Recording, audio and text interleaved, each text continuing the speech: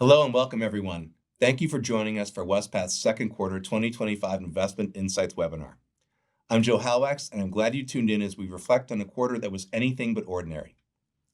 Despite a backdrop of geopolitical shocks, tariff tensions, and fiscal uncertainty, markets showed remarkable resilience. I'll discuss this further with my colleague, Karen Manczko. For even more surrounding this topic and a look ahead to the rest of the year, you can check out our quarterly investor letter. Here at Wespath, the quarter was filled with conferences, webinars, and blogs keeping you updated. We hosted a special Live from Wespath live stream where my colleagues and I shared insights on market trends, fiduciary governance, and the impact of tariff headlines, and more. If you missed it, the recordings are now available on our website. On our website are also recent blogs, including one that I wrote with our Director of Investment Research about the pause in U.S. exceptionalism and shifting dynamics in global markets. We're also excited to introduce two new faces at Wespath. Bob Fletcher, former president and CEO of the United Methodist Higher Education Foundation, is now partnering with our Institutional Investment Services team. And we're thrilled to welcome Megan Tinetti as our new Manager of Sustainable Investment Stewardship. Megan brings deep expertise in ESG engagement and will help drive our long-term value through advocacy and collaboration. Looking ahead, we're excited to announce the launch of the International Equity Index Fund and the I-Series this fall, offering investors a new path to global diversification. Stay tuned in the coming months for details on that exciting new addition to our fund lineup. Thank you again for joining us today. Let's dive into the rest of the webinar.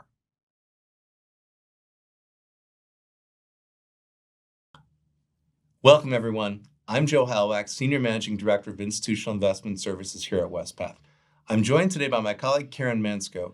Great to have you with us, Karen. Thanks, Joe. And thank you to all of our institutional clients for your continued partnership. We truly appreciate it. So, Karen, let's start with a hypothetical.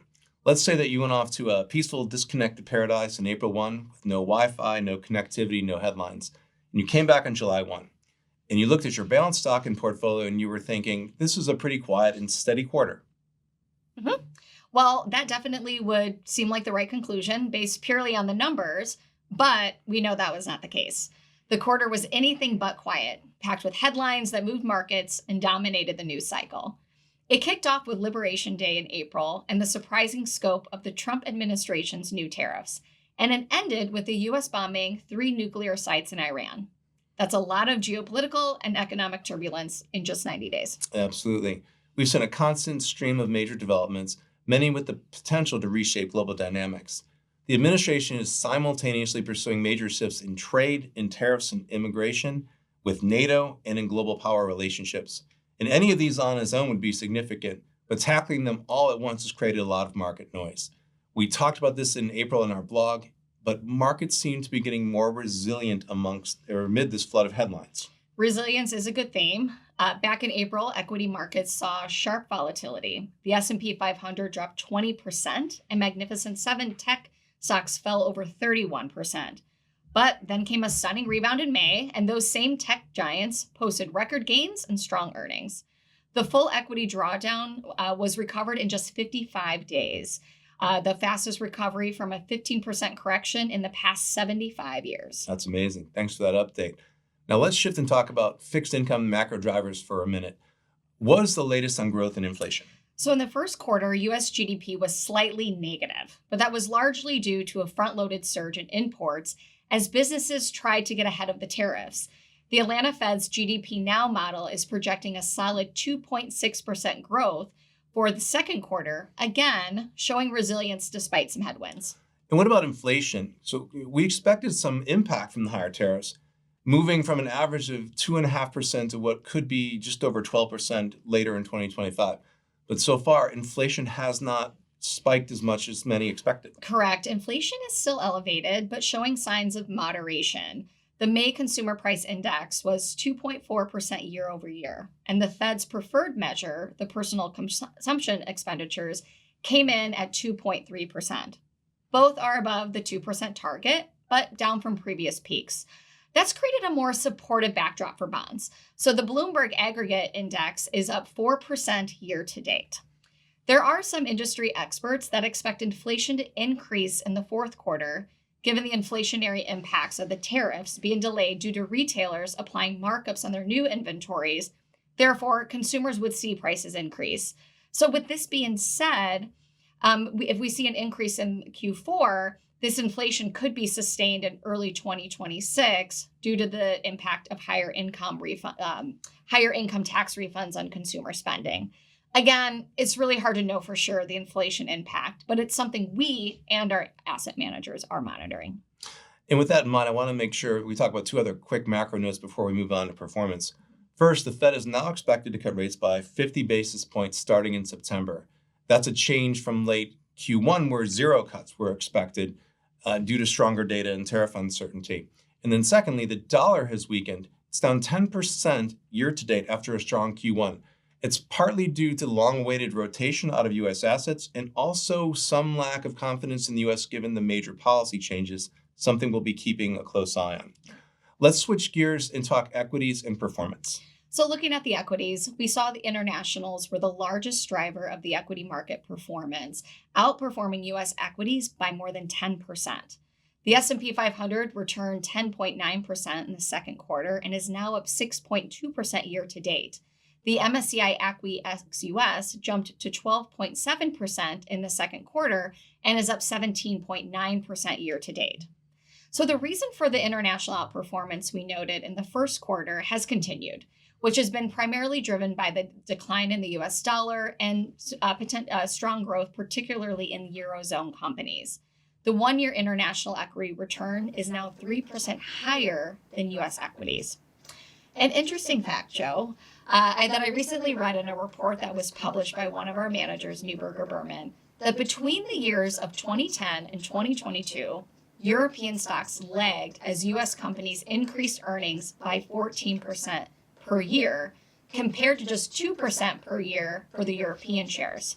No surprise here, right? But this script has now flipped. Since the fourth quarter of 2022, European companies have increased earnings by 12% per year versus just 5% for US companies. So with this said, we are just seeing some steady growth out of Europe, which definitely makes the case to keep your equities diversified between US and non-US, despite years of US outperformance. That's a great fun fact, and now I have one for you. So in the last 15 years, the MSCI ACWI, or that's the All Country World Index, has only outperformed the S&P 500 one time, and that was back in 2017. So this rotation from U.S. to international is worth watching closely. Much of it still depends on the dollar, but also on how this Magnificent Seven deliver on high growth expectations, because their weight in global portfolios remains quite high, and their valuations leave little room for earnings disappointment. So all these things considered, how did the Wespath equity funds perform this quarter? So starting with the U.S. equity fund, the fund returned just over 8% net of all fees for the quarter, but underperformed the Russell 3000. The underperformance largely stemmed from the fund's underweight to mega cap stocks, especially the Russell Top 50. The fund does invest in mega cap stocks, but our fund is underweight these names by 19% relative to the fund's benchmark. Earlier in the year, we saw mega cap stocks, specifically the Magnificent Seven, hit negatively after the DeepSeek AI development in China, which sparked a rotation out of US tech. That rotation was short-lived, and we saw a sharp rebound in the month of May. I also want to point out that our US equity index fund on this slide. This fund is constructed to track the Russell 3000 index. So it's a broad-based US equity fund that has allocations to large cap, mid cap, and small cap US stocks. Yeah, before we move on to another interesting tidbit, tech company performance in the US has been very strong over the past 2.5 years. And only roughly 35% of active managers have outperformed their benchmarks in this period, which leads us to believe that most active equity fund managers have been underweight these tech names due to their high valuations relative to other segments of the market. With this being said, at Wespath, we're doing a lot of work and analysis on our US equity fund. We're excited for what the future brings for this portfolio, and we look forward to discussing that with clients in reviews and in future webinars. Karen, how about the International Equity Fund? The International Equity Fund underperformed the MSCI ACWI ex-US for the quarter and year to date. So unlike our US equity fund, there's no Wespath specific tilt or bias in this fund. So the underperformance came from both stock and sector selection. Stock selection in industrials, specifically by not owning aerospace and defense, which those stocks were up 30% for the quarter and 76% year to date, was a detractor to the fund performance. That said, the fund was up 11.2% in the quarter and 15.4% year to date. So while it lagged the benchmark, it still delivered strong absolute returns. Okay, so before moving on to fixed income, let's also just quickly touch on the Social Values Choice Equity Fund. This fund continues to see strong interest from institutional investors. The fund is measured against and tracks the MSCI World Index. So unlike the International Equity Fund, it excludes emerging markets. The fund is about 72% invested in the US and 28% invested in international developed countries. It is passively managed and with additional free screens on fossil fuels and human rights. The second quarter performance was 11.7%, which is slightly ahead of the benchmark. And year to date, it's at 9.9%, slightly ahead of the 9.5% for the benchmark. Now let's move on to fixed income. How did the quarter or the events in the quarter drive returns? Bonds posted positive gains for the quarter and year to date, despite all this noise that we saw. The Bloomberg US aggregate was up 1.2% in the second quarter and 4% year to date. The Bloomberg Global aggregate rose 4.5% in the quarter and 7.2% year to date, helped by that dollar weakness, which boosted non-dollar bond returns. And what about the Wespath fixed income fund? The fund outperformed by 80 basis points in the second quarter. Roughly 10% of the fund is invested in non-dollar bonds, which contributed to the performance as we saw the US dollar decline by roughly 10%. With this said, the biggest gains came from the emerging market bonds, followed by developed market debt, which was primarily from the currency FX. And what about the Inflation Protection Fund? The Inflation Protection Fund beat its benchmark by 109 basis points in the quarter and slightly ahead year to date at 4.8%. The top contributors included emerging market inflation-linked bonds, which were up 9%, and allocations to developed market inflation-linked bonds, bank loans, and diversifying alternative strategies. Great. Thank you for that update, Karen. This wraps up our market and fund performance for the second quarter. As always, thank you for your trust and your partnership. We'll continue monitoring developments closely and look forward to discussing more in the next quarterly reviews. Thanks again, everyone, and please reach out if you have any questions, and we'll see you next quarter. Hello, all. My name is Ryan McQueeney. I'm with the communications and marketing team here at Wespath, joined by three of my favorite colleagues from the far left over there. Frank, our managing director of investment management, Quach, our director of public markets, and of course, Johara, our chief investment officer. Welcome to all three of you. Thanks for being on the webinar this quarter. Thank you. And you're one of our faves too. Right? Thank you. I'll take it. I appreciate that. Today, we're going to be talking about something that I think is quite exciting, which is what is Wespath's investment philosophy? And more specifically, we're going to be talking about how our answer to that question is evolving and how the words that we're using to answer that are changing ever so slightly. And so, if you'll forgive me, if you guys will bear with me for a second, I'll set the stage a little bit. So what is an investment philosophy and why is it important that we define that for our viewers? We've got some things on the slide that are kind of the academic answer to that, right? The principles that are consistently applied to all aspects of the portfolio management process, the central tenets of an investor's approach. To me, it's that guiding principles aspect of the process, right? Answering not just what we do, but how we do it. And so I think it's a good conversation. That's why I'm excited to dive into it with you all today. Johara, I'm going to start with you with all that in mind. I mentioned that we're kind of evolving our answer to the core question of what is Wespath's investment philosophy. And so I think viewers are going to see some new stuff today.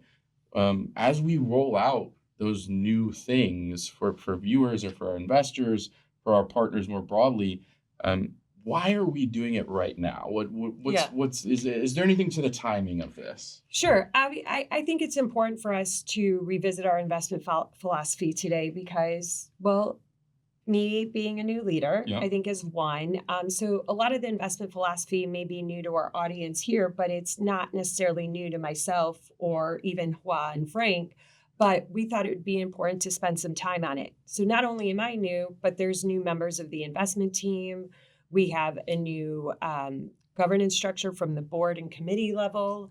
In addition to that, I think it's important for us to just make sure that we're all speaking the same language and that we're operating under a thoughtful investment philosophy.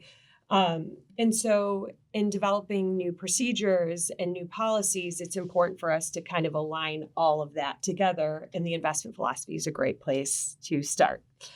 In addition, the investment world's always evolving, and it's important for us to evolve with it, alongside it. So as we continue to grow, we're not standing still. We're making sure that we're evolving, whether it's around the technology and information that's coming our way, and just making sure that we're taking all of that into account and really being able to bring the best to our clients.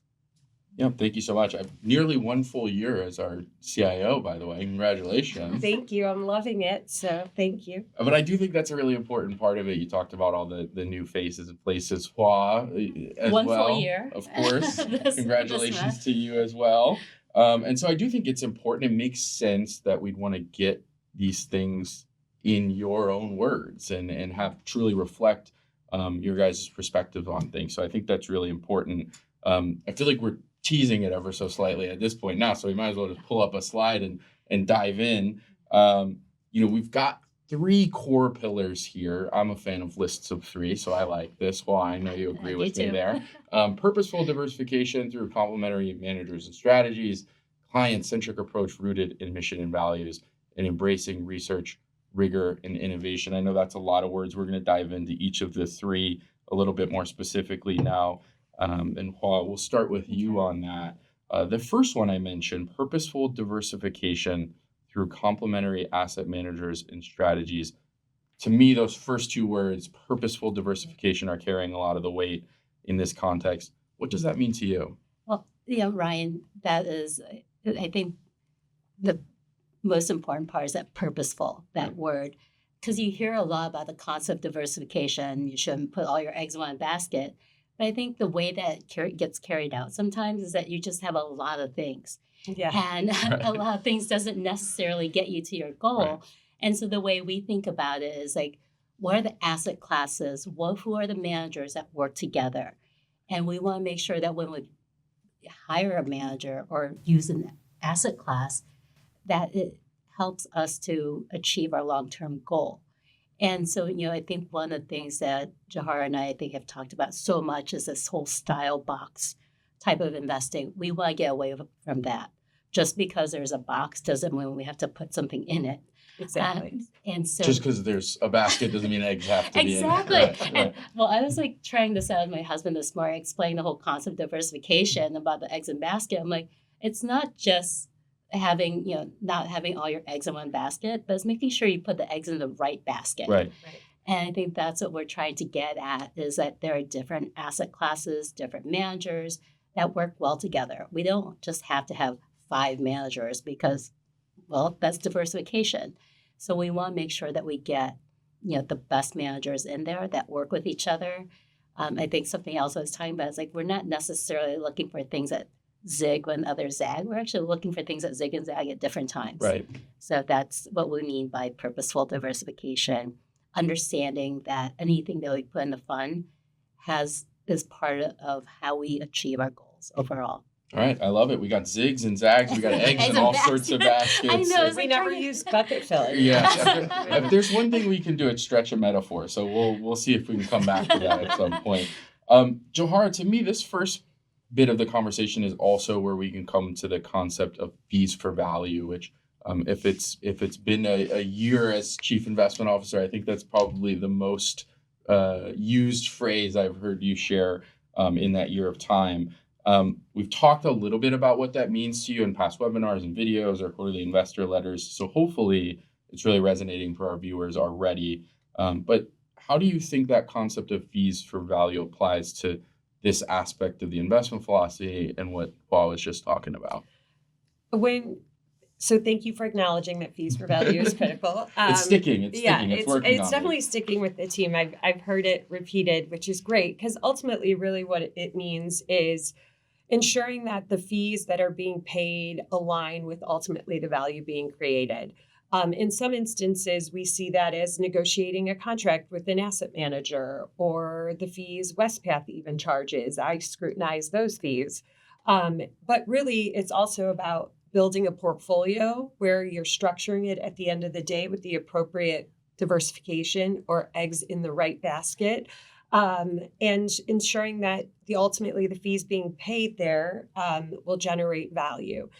So, for example, a portfolio that also is inclusive of indexing. So, obviously, we have a strong belief in active management here, but we also have a belief that indexing plays a role in asset management. There's areas of the market that are efficient, and so that would be an appropriate place for us to index a portion of the assets at a lower fee, getting broadly diversified exposure to certain asset classes. So in building a portfolio that's customized for our clients in ways that factors in active management and passive management will probably get to you an appropriate place where you are getting value for the fees you're paying, or fees for value. It's an excellent segue into the second aspect of this conversation, but I did just realize we are yet another set of talking heads talking about the price of eggs these days. So it's congratulations to us there. But I do think it's a good segue to Frank, something I wanted to ask you about, which is the second piece of our philosophy, that client-centric approach rooted in mission and values. We can look at it again if we need to jog our memory on that. But Frank, I think this is a good one for you because you've been with Wespath for over 13 years now. And I know in that time you've had a chance to connect with a lot of our clients and our customers to see the amazing missions that we get to support through our investment work, through building those customized portfolios that Johara was just describing.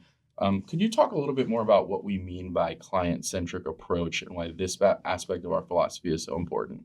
I have had the pleasure of meeting many of our clients, and all of the organizations we serve are nonprofits. Yeah. And their missions and their dedicated staff are really inspirational, I believe, and drive home the importance of our mission as a fellow nonprofit to serve them with investments that align with their values. And so that means not only avoiding certain types of investments, but also taking advantage of opportunities to create an impact and demonstrate really strong stewardship.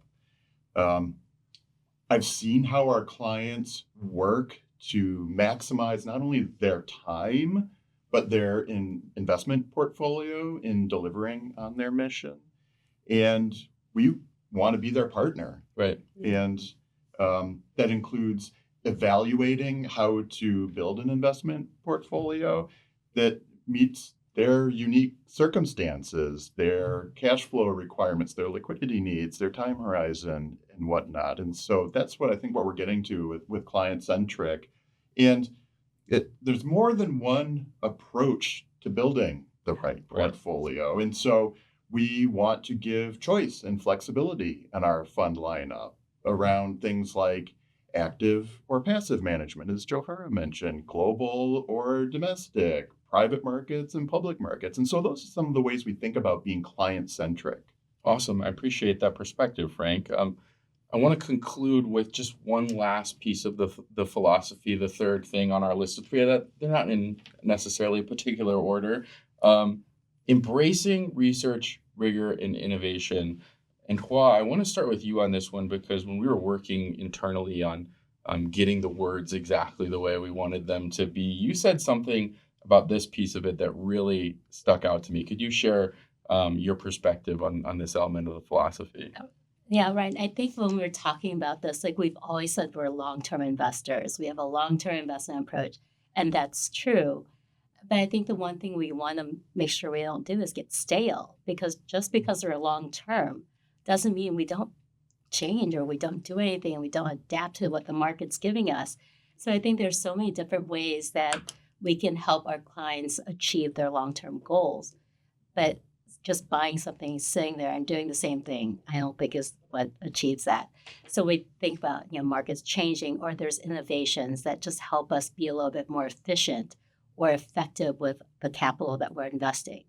So I think that's where we embrace it. It's like we're always looking to see how we can improve what we're doing and to give our clients the the long-term objectives that they're striving for. I love that. Yeah, discipline doesn't mean stubborn and stuck to our ways, which No. sounds like an argument I'd be having with my mom. But I have that with my kids all the time. these are universal concepts, as it turns out.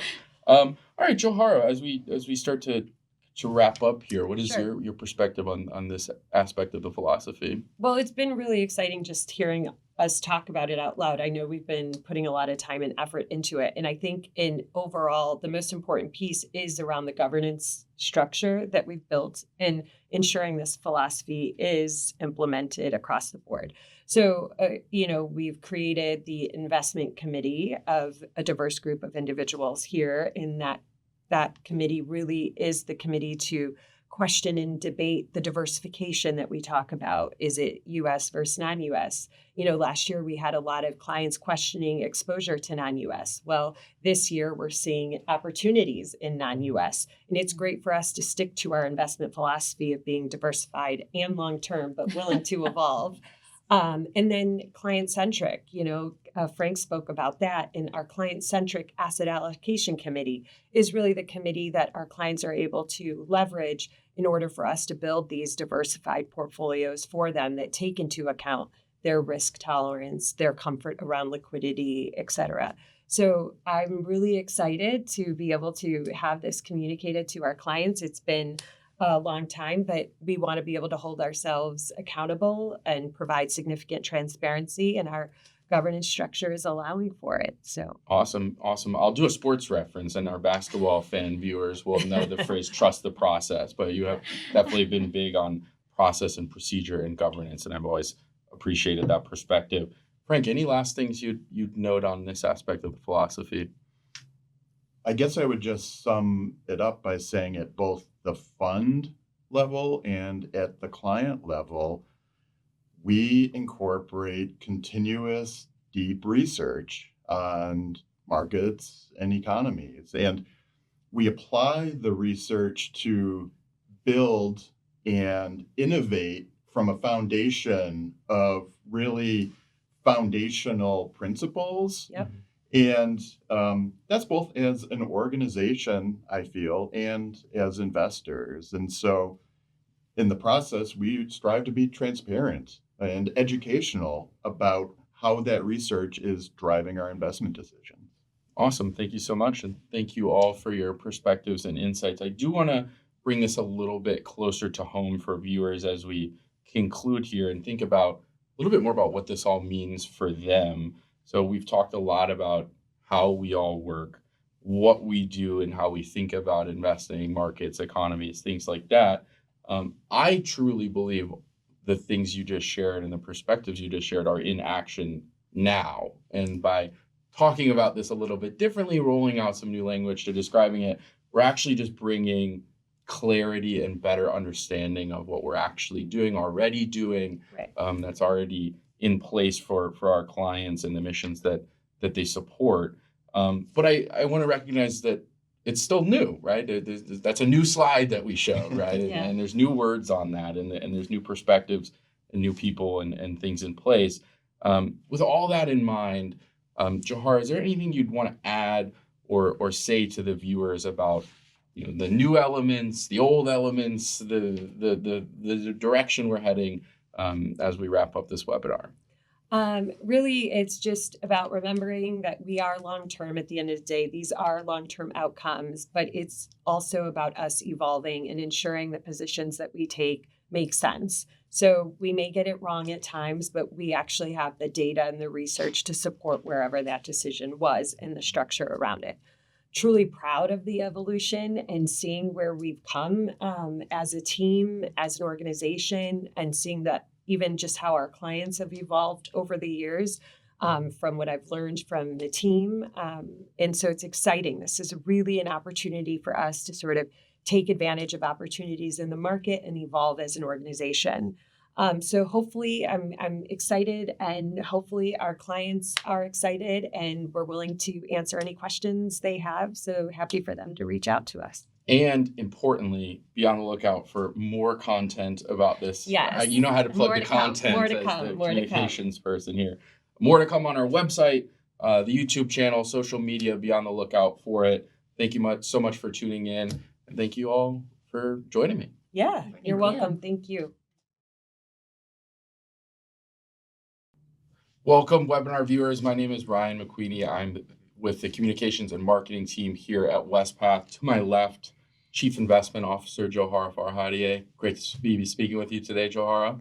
Hi, Ryan. Thanks for having me. And then making his webinar debut, Brian Mian is our Chief Information and Technology Officer. Welcome, Brian. Thanks for coming. Thank you. Appreciate the opportunity. Well, let's see if you're still appreciative of it after this line of questioning. But we wanted to get Johara and Brian in to talk about artificial intelligence, the AI revolution from both an investor's perspective and an IT professional's perspective. So Johara, I'm going to start with you. Over the past couple of years, there has been a lot of talk about AI in our investing world. That's more or less coincided with the dominance of the Magnificent Seven stocks, which of course we've talked a lot about on previous webinars.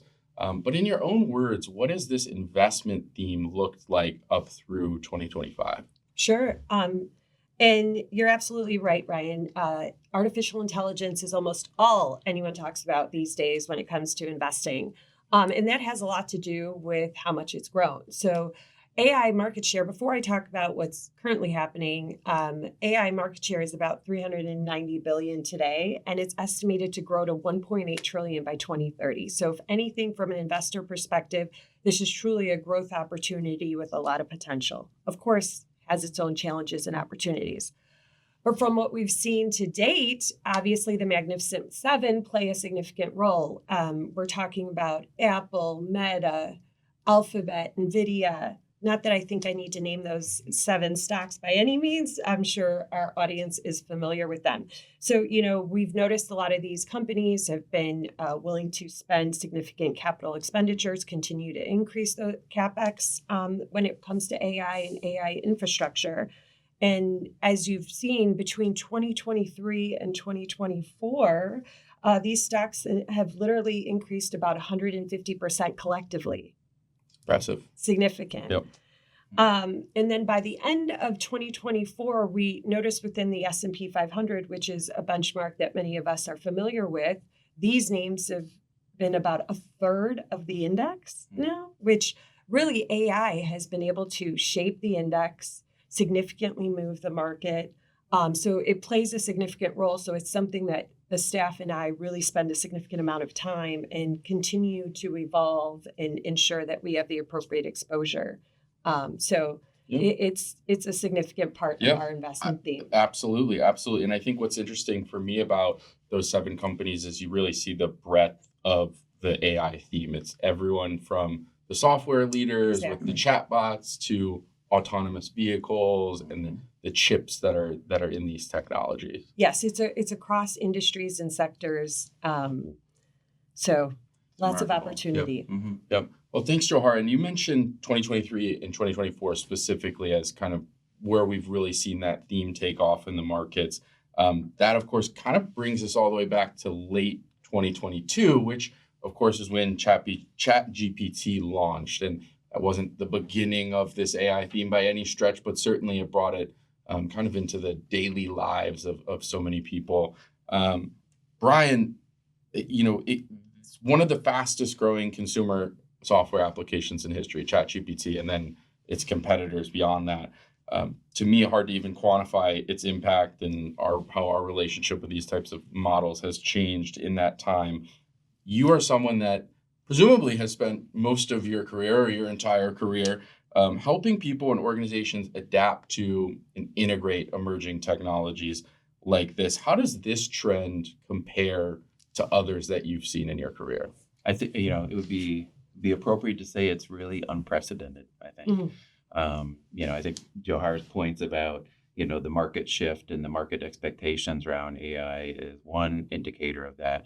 But when you look and you compare the AI revolution to what else, other big technology shifts that have occurred in the past, PC, television, internet, mobile phones, et cetera, the scale of adoption of AI is absolutely off the charts. What you think about it in terms of like cost of entry, the first PC, if you bought it today, would be about $5,500 in today's dollars when it came out. The first cell phone in today's dollars would be about $15,000. The cost of entry for AI is zero. Right. Anybody that has internet access can use AI platforms free of charge, right? And to their heart's content. And so I think with 5 billion people on this planet that have internet access, roughly 70% of the entire world population, the cost of entry zero, it's not shocking that we're seeing this, hockey stick type logarithmic curve adoption. So. Well, it's a really good point. I think that accessibility is such an interesting part of the trend. Johara, to shift back to you a little bit, said we'd get back to, or we already talked about earlier, the Magnificent Seven's performance. And we talked about 2025 a bit, but so far this year, there's been a little bit of cooling off in that trend. Notably, we've seen international stocks significantly outperform U.S. stocks so far this year. So at least we can say that the whole stock market's performance so far in the past several months hasn't been driven by these handful of companies like it largely has over the past couple of years. One thing I know you're really interested in with this AI investing craze is the opportunities outside of just those Magnificent Seven. We talked about how those 7 companies have a real solid breadth across the different AI themes, but they're not the only ones taking advantage of this new technology. The other 493 stocks in the S&P 500 or beyond, international companies, smaller companies, mid-sized companies. When you think about AI opportunities outside of just the Mag 7, what comes to mind from an investor's perspective? So when we think of AI and investing, it's absolutely global. So it goes beyond the S&P 500 and it goes beyond, the 493. As we were talking about earlier, AI is across all different sectors. We're seeing an increase of use in AI in healthcare sectors. We're seeing it in our own financial sectors. Right. We're seeing so much more efficiency in asset managers and how they operate day to day. So for us, it's really more of a global conversation. And where we really saw things sort of shake up is sort of seeing the opportunity in China with DeepSeek. So DeepSeek is a Chinese AI company that garnered a lot of attention because they were able to create a large language model in a more cost-efficient way. And it really questioned the high sort of valuations on some of these companies here in the U.S. So it created some controversy within the AI space, showing us that there's opportunities probably outside of the U.S. Now that'll bring you to a different conversation around the U.S.-China AI race, but we won't go into that necessarily today. But there has been a growth in international stocks. They've been up about 18% this year, outpacing the U.S. I think it goes beyond AI, to be quite frank, in terms of why we've seen some growth. All it does really reemphasize our investment philosophy and being long-term investors that are diversified across the globe. And so the reason I think we're seeing a little bit of this is lower valuations. So cheaper starting points relative to their earnings potential in international stocks, as well as just the growing competition within the U.S. against the Mag 7. I mean, there's competition within the Mag 7, but I think globally we'll see some competition. Again, not just necessarily in these mega cap names, but across different industries, different companies. So for me, I would emphasize there's still a lot of growth opportunity within the Mag 7. So with me saying that, still, I think there's opportunity here in the U.S., but we want to make sure that we're creating a portfolio that could withstand various market cycles. So the importance of diversifying outside, and we're seeing some of that theme play out this year. Awesome. Thank you so much for highlighting that, Johara. And I think just to kind of marry a couple of those things together, it's not necessarily that DeepSeek is the one competitor that's going to end this trend, but it's an example of what could happen when you have inflated valuations in some of these companies, how quickly investors can react to the downside. And Brian, I really want to shift gears. I want to end with a little bit of Wespath's perspective, our journey with AI as we've integrated the technology here in the office. But before we do that, to put you on the spot a little bit, to have you try to give a little bit of that investor's perspective as well. You're reading the same news we're reading. You're seeing those same stories. Something like that DeepSeek story that Johara referenced earlier this year, a new technology coming out of China, cheaper, more efficient, quicker developing. What did you make of that headline? Yeah, well, I think like everybody, the claims that they put out there and published were pretty sensationalized, right? I mean, there's just astounding, adoption and their approach to implementing the large language models. To Johara's point, the capex that they required supposedly to invest in to build that platform was truly remarkable. Since that came out, of course, there's been an army of folks that have been trying to debunk, kind of demystify that. I think some of that has kind of come to fruition a little bit. And, so the real cost of developing DeepSeek, I think, was, significantly larger than claimed. But to your point and Johara's point, I think it really opened folks' minds to, hey, there's different ways to attack this problem and to think about how you develop these types of platforms in the future. And I think it has kind of launched a new way of thinking about it and probably, quite frankly, created opportunities for a lot smaller companies to, startups to start investing in this space and figure out how they can get a piece of the pie, if you would. So, yeah, I think it's really kind of opened eyes in a lot of ways. Great. And I just want to say, Brian's not totally sharing all of this at the moment, but you've made us so much more efficient with so many AI opportunities here internally. And I've had the privilege of being able to use some of that work, whether it's our ability to scan the book of discipline really quickly, which could be time consuming without AI. So, it's one of many great things that we have here. Yeah, speaking of good ways to solve problems, if we could just wrap up with a little bit of what you've seen internally here at Wespath, how we've been able to adopt AI or challenges that you're seeing and how organizations like ours can kind of get up to speed on this technology. Yeah, so we've largely settled on, for a big chunk of our staff using Microsoft's AI platform, Copilot. And the reason for that is around security and protection of data primarily, right? So we've configured it to make sure that, any data that we put into the AI platform will not get out and be made public. So I want to make sure, everybody understands that first. We're being very appropriately cautious, I think. But in terms of how we're leveraging it, so we are seeing employees use Copilot and other platforms for non-confidential type work to really drive efficiency, right? So jumpstarting content creation, jumpstarting, aggregating data and analyzing vast volumes of data. AI is really good at that. That's why you have all these specialized processors that are very much focused on exactly those types of use cases from all the big Mag 7 companies. So we're seeing employees taking advantage of that. It's largely around customer efficiency and creating efficiencies for staff so that we can kind of upskill our staff, if you would, a bit and focus on higher critical thinking and emotional aspects that AI just can't do right now.